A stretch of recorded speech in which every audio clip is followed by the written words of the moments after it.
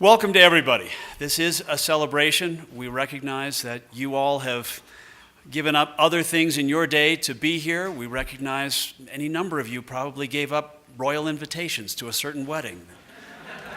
We appreciate the sacrifice. This is a press conference, and for the next hour we will let you know what we're here to celebrate, but we will be focused on the media, and we will have an opportunity afterward for question and answer. That will be limited to the media. We will have an opportunity after the conference to visit more informally for everyone. The order of the day, we will start out, we'll hear from the principal parties who have been representing the primary areas that have been involved in these negotiations for the last 5 years. You'll start with Eric Kuhn, who is with the Colorado River District. I'll introduce him in a second. He and the subsequent speakers will introduce the next speaker. I should probably tell you, and I apologize, I'm Chris Treese, and I also work for the Colorado River District.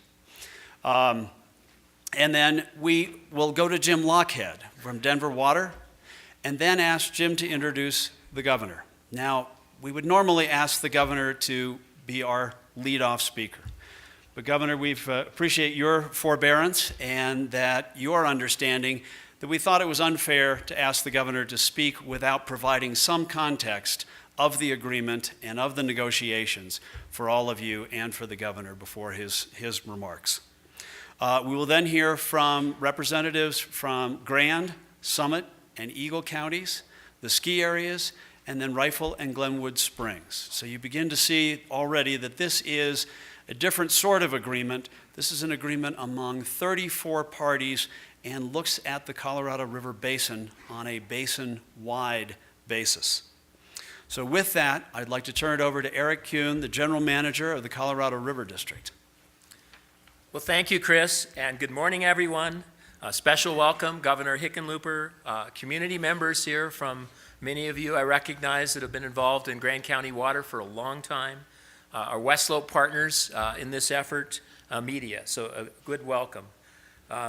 We're here to announce the proposed agreement among Denver Water and 33 West Slope entities, again that's 34 total, that really, as Chris said, goes from the Continental Divide to the border with Utah.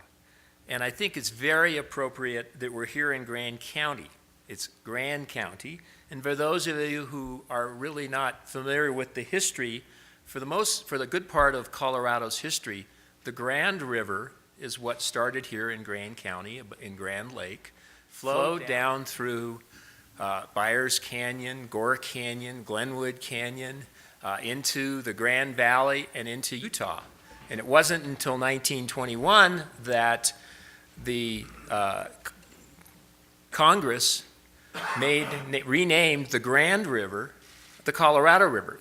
Prior to that, the Colorado River got its start in what is now Canyonlands, Utah, at the confluence of the Green and the Colorado. So as you drive around the West Slope and you notice there's lots of things named Grand, like Grand Mesa and Grand Lake, it is the relevance of the Grand River.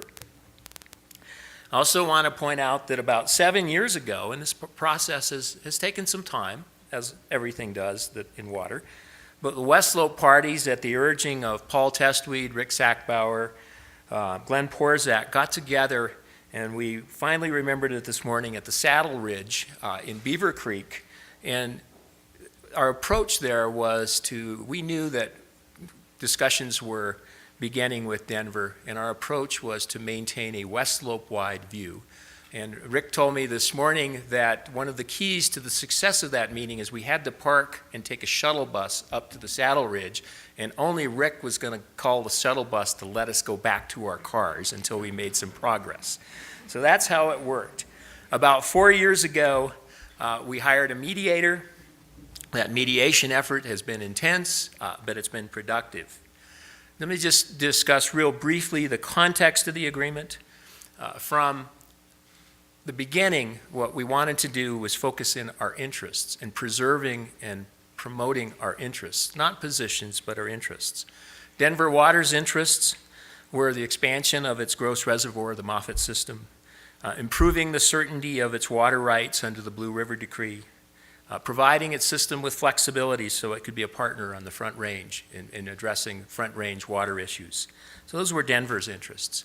You might think with 33 West Slope parties, I think we need a botanist sometimes to keep track, that the West Slope interests would be very diverse, but really not. When you look out there this morning and you look at what the background of this and the mountains here in the divide and this, the West Slope's interests were very simple to preserve what makes western Colorado wonderful and unique, and that's the ecosystem, and the Colorado River is the key to that.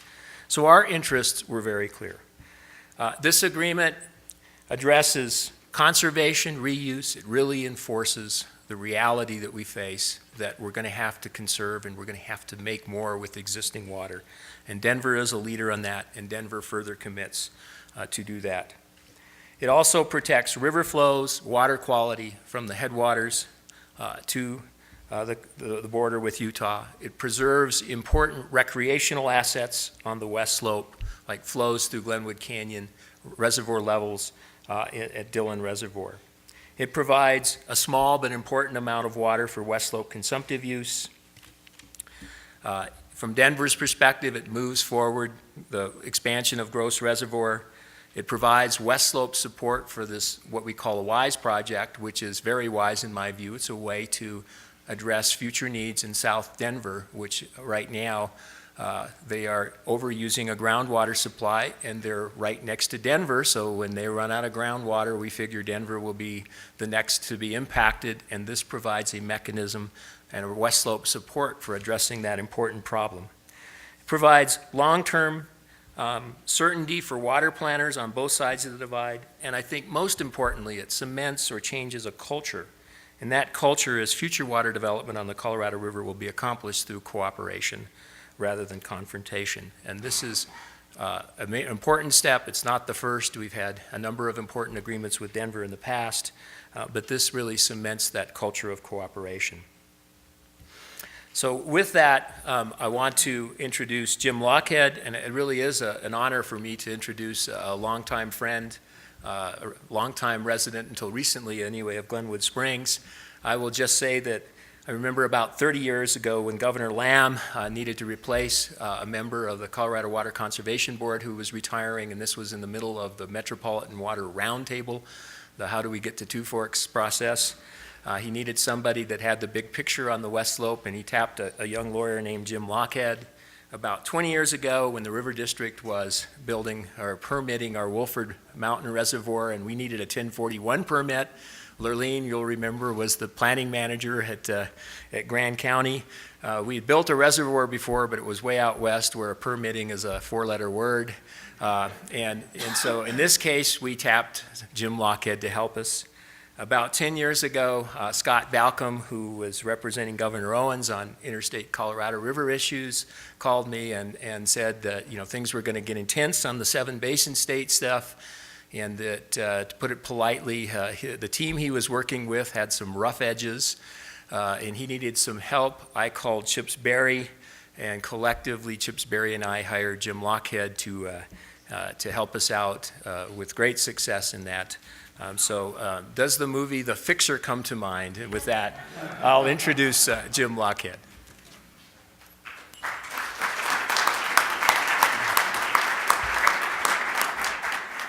Thanks, Eric. I appreciate that history and that dating of me.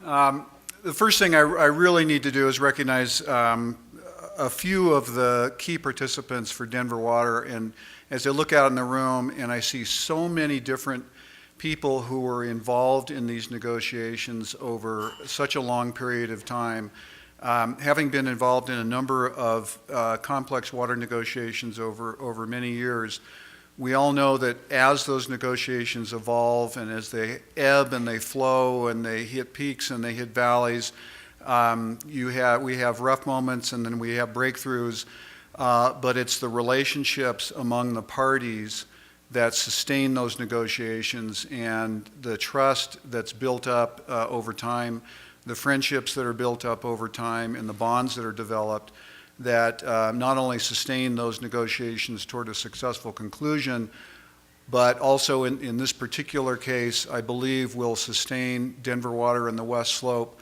on into the future in terms of the implementation of this agreement and in terms of solidifying our relationships for the benefit of Colorado as a whole.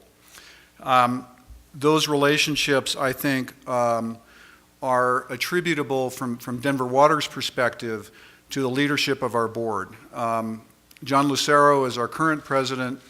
Penfield Tate was the president during these negotiations. Greg Austin is here. Tom Goujon is here. Paula Hersmark unfortunately could not be here. But the time, the dedication, the commitment of those commissioners toward these negotiations, their personal involvement, and that goes to all the parties, because certainly as we hit low points in the negotiations, it was often the face-to-face negotiation among the principals that allowed us to continue to move forward. I also want to recognize my predecessor, Chip Sperry, who, thank you, yeah.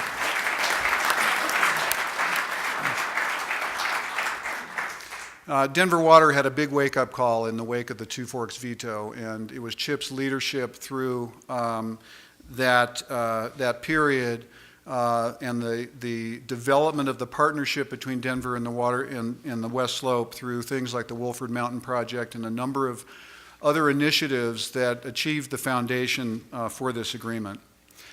Finally, I want to recognize David Little and Patty Wells, who spent countless hours, and even though Dave is wearing a Grand County EMS vest, he does work for Denver Water, I think, unless, Lurleen, you've hired him away. Countless hours spent by Dave and Patty in solidifying this agreement and bringing it to the point where it is now. We at Denver Water have a simple goal. We aspire to be the best water utility in the nation.